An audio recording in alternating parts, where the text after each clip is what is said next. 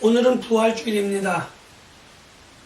부활하신 주님의 영광과 부활의 기쁨이 함께 예배드리는 모든 분들에게 풍성하게 되시기를 예수님의 이름으로 축원합니다. 이스라엘 백성들이 블레셋 사람들에게 하나님의 궤를 뺏긴 시간, 하나님의 궤를 빼앗겼던 기간은 7개월입니다. 7개월 기간 동안에 많은 일들이 있었을 것입니다. 그러나 블레셋 사람들이 그것을 어떻게 대처했는지, 또 이스라엘 백성들은 그것을 어떻게 대처했는지 하는 부분을 먼저 살펴보고, 다음에 하나님의 궤가 이스라엘 백성들에게 돌아왔을 때에 이스라엘 백성들은 어떻게 했는지 하는 것을 살펴보면서 함께 은혜를 나누고자 합니다. 하나님의 궤가 블레셋 사람들에게 빼앗겼던 7개월 동안, 7달 동안 이스라엘 백성들이 했던 일은 성경에 기록되어져 있지 않습니다.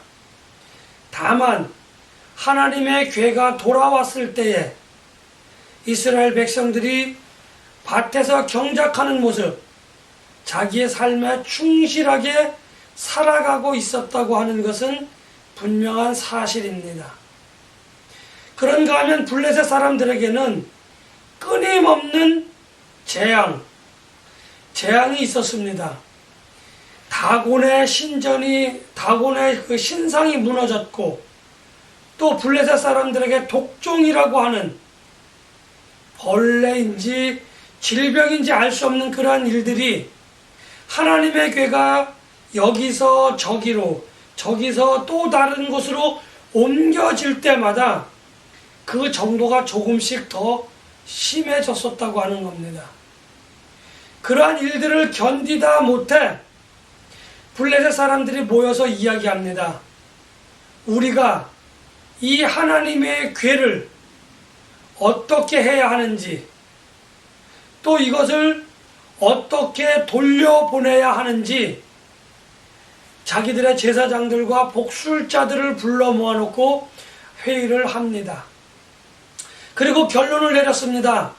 하나님의 궤를 수레에 실어 송아지가 있는 암소를 그 수레를 끌게 하여 이스라엘 백성들에게 돌려보내자. 그런데 돌려보낼 때에 그냥 돌려보내지 않고 금으로 된 독종의 형상과 쥐의 형상을 각각 5개씩 그 수레에 싣고, 그리고 그들이 속건제를 드릴 수 있도록 그 제물들을 그 수레에 실어서 함께 보내자, 이렇게 이야기를 합니다. 그런데 송아지가 있는 암소가 무사히 이스라엘 백성들이 사는 곳까지 갈 수 있을까요? 하는 것이 블레셋 사람들의 오늘 그렇게 한 일의 초점인 겁니다. 왜냐하면 송아지가 있는 소는 누가 인도하지도 않는데 자기네들이 스스로 알아서 특정한 장소까지 간다? 이것은 이론적으로, 상식적으로 성립되지 않는다고 합니다. 그럼에도 불구하고 블레셋 사람들은 이스라엘 백성들이 있는 곳까지 그 암소가 수레를 똑바로 끌고 간다고 한다면, 자기들의 다곤의 신상이 무너졌던 것, 자기들에게 독종이 있었다는 것을 하나님의 권능으로 인정하기로 작정했다고 하는 겁니다. 그리고 마침내 수레에 그것들을 실어서 암소에게 멍에를 쥐고, 그리고 출발을 시킵니다. 그리고 암소들이 벳세메스라고 하는 곳까지 도착을 하게 되어집니다. 아마도 추측컨대 벳세메스에 도착했던 이유는 그 벳세메스라고 하는 지역이 지금 블레셋 사람들과에 있어서 가장 가까운 이스라엘 백성들이 사는 곳인데, 특별히 누가? 레위인들이 그곳에 살고 있었다는 겁니다. 그리고 그 수레가 벳세메스에 도착하자 이스라엘 백성들은 기뻐합니다. 그리고 아마도 그 레위인들을 불러서 그 하나님의 궤를 큰 돌 위에 올려놓고 그 앞에서 번제와 속건제를 드리며 기뻐하는 모습을 갖게 되어집니다. 그런가 하면 블레셋 사람들은 그 암소가 끄는 수레가 곧장 이스라엘 백성들이 사는 곳까지 왔기 때문에 다곤의 신상이 무너지고 우리에게 독종이라고 하는 일이 독종이라고 하는 그 질병이 발생했던 것이 자연적으로 그냥 누군가 인위적으로 퍼뜨린 그러한 질병이 아니라 하나님께서 그렇게 하셨구나 하는 것을 판단하게 되어졌습니다. 그러고 난 이후에 블레셋 사람들은 다시 자기의 나라로 돌아가게 되어지는 것이 오늘 사무엘상 6장에 기록되어진 대략적인 이야기들입니다. 저는 이 사건들을 살펴보면서 몇 가지 특이사항을 알게 되어졌는데 그 특이사항을 통해서 저의 신앙생활을 또 여러분들의 신앙생활을 돌아보았으면 하는 생각을 해 보았습니다. 먼저는 하나님의 궤가 이스라엘 백성들이 하나님의 궤를 빼앗겼던 그 7달 동안 이스라엘 백성들의 삶의 모습을 지켜보았습니다.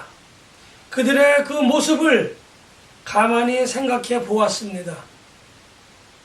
비누아스의 아내가 하나님의 영광이 우리에게서 떠나갔다라고 하는 탄식 이외에 오늘 하나님의 궤가 이스라엘 백성들에게 돌아오기까지 이스라엘 백성들은 아무것도 하지 않았다는 겁니다.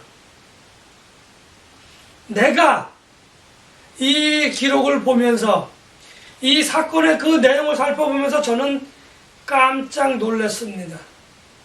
왜냐하면 그 모습이 바로 저의 모습이었기 때문입니다. 목사로서 설교를 하는데 목사로서 어디 가서 목사라고 이야기는 하는데 남들이 알아주기를 바라기는 하는데 내 마음속에는 하나님의 말씀이 있기는 하는데 그 말씀이 죽어 있는 겁니다. 하나님의 말씀대로 살기를 그렇게 행동하기보다는 내 소견에 오른 대로 내 생각이 판단하는 대로 말을 하고 행동을 했다고 하는 겁니다. 참으로 부끄러웠습니다. 이스라엘 백성들이 하나님의 궤를 다시 되찾고자 전쟁은 불가능했을지 몰라도 요즘식으로 이야기하면 외교적인 노력을 통해서라도 그 하나님의 궤를 찾아올 수도 있었습니다. 왜냐하면 다곤의 신상이 무너졌고 그들 가운데에 질병이 번창했기 때문입니다. 야, 너희들이 하나님의 궤를 가져가서 하나님이 진노하셨어. 그래서 너희들에게 이러한 일이 벌어지니까 그것을 나에게 다시 돌려다오, 우리에게 다시 돌려다오 라고 이야기할 수 있었음에도 불구하고 이스라엘 사람들은 아무것도 하지 않았다는 겁니다. 7달 동안요. 하나님의 말씀이 내 속에 잠들어 있는데 하나님의 말씀이 내 속에 있기는 한데 싹이 나고 잎이 나고 열매를 맺지 않습니다. 하나님의 말씀이 있다고 해서 예배를 드린다고 해서 교회에서 봉사를 한다고 해서 우리가 살아있는 그러한 신앙이 아니라는 겁니다. 예배를 드리기는 하는데 봉사를 하기는 하는데 하나님의 말씀을 알기는 하는데 내 영혼이 죽어 있는 겁니다. 이스라엘 사람들이 먹고 살기 바빠서 또 이전의 그 습관대로 하나님의 말씀이 없다고 하는 것에는 관심이 없고 그저 그냥 먹고 살기 위한 경제 활동을 하는 것이 오늘 이스라엘 백성들의 모습이었고 내 모습이었다고 하는 사실이 참으로 부끄러운 그러한 시간이었던 겁니다. 부끄러운 깨달음이었다고 하는 겁니다. 오늘 예배를 드리는 여러분들 가운데에도 그냥 내가 예배를 드렸어, 오늘 주일이니까 예배를 드리는 것으로 만족하는 삶을 살고 있지는 않은지, 내가 하나님의 말씀을 많이 알고는 있다고 하는 그 삶에 기도를 많이 하고 봉사를 많이 하고 있다는 그 사실에 만족하며 사는 그 삶 때문에 내 안에 있는 하나님의 말씀이 나의 삶을, 내 생각을 주관하고 있지는 않다고 하는 사실이, 그렇게 주관하고 있지 않는 삶을 살고 있는지 한번 돌아보아야만 합니다. 만약에 하나님의 말씀이 나를 주관하는 삶이 아니라 내 생각에 옳은 대로 생각하고 말하고 행동한다고 한다면 그 신앙생활은 죽은 신앙생활이라고 하는 겁니다. 다시 부활해야 될 필요가 있는 그러한 생활의 신앙인 겁니다. 신앙생활인 겁니다. 다음으로 하나님의 괴가 돌아왔을 때에 이스라엘 사람들은 그 하나님의 괴를 큰 돌 위에 올려놓았다고 하는 겁니다. 큰 돌 위에 올려놓았다고 하는 것은 그냥 단순히 가공되지 않은 그 자연석으로 제단을 쌓던 그 습관대로 이스라엘 백성들은 그 하나님의 궤를 큰 돌 위에 올려놓았다는 겁니다. 하나님의 궤가 올려놓아질 만한 큰 돌을 제단 삼아서 궤를 올려놓았다고 하는 겁니다. 자연석인 그 돌로 우리가 치부해 버릴 수도 있습니다. 그러나 이 큰 돌이 주는 또 다른 의미, 반석이라고 하는 단어입니다. 반석이라고 하면 우리는 믿음의 반석이신 하나님, 믿음의 반석이신 예수님, 믿음의 반석이신 성령 하나님, 삼위일체 하나님을 떠올릴 수 있는 지혜를 가져야 하는 겁니다. 우리가 지금 내가 생각하고 말하고 행동하는 그것이 삼위일체 하나님의 그 가르치심에 따르고 있는지 하는 겁니다. 내가 열심히 좋은 말로 사람들을 권면하고 있는데, 내가 열심히 봉사하며 다른 사람들에게 그 열심인 모습을 보여주고 있는데, 내가 신앙생활을 열심히 고백하고 있는데 삼위일체 하나님이 그것을 부정해버리신다고 한다면 내 신앙생활은 헛되고 헛되니 모든 것이 헛된 신앙생활이라고 하는 겁니다. 예, 그럴 수밖에 없어요. 왜요? 하나님의 말씀이 내 안에 죽어 있는데, 예수님의 가르치심과 행함이 내 안에 죽어 있는데, 성령님의 감동하심이 내게 1도 없는데 내 신앙생활이 어떻게 살아있을 수 있느냐 하는 겁니다.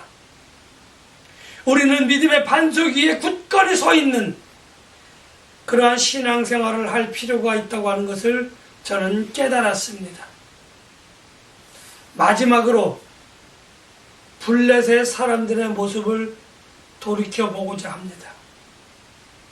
이제 그 수레가 암소가 곧장 벳세메스라고 하는 곳까지 왔기 때문에 블레셋 사람들은 자기들의 제사장들과 복술자들과 합의한 대로 그들과 생각하고 이렇게 되면 이렇게 결론을 내리고 저렇게 되면 저렇게 결론을 내리자라고 합의를 했습니다.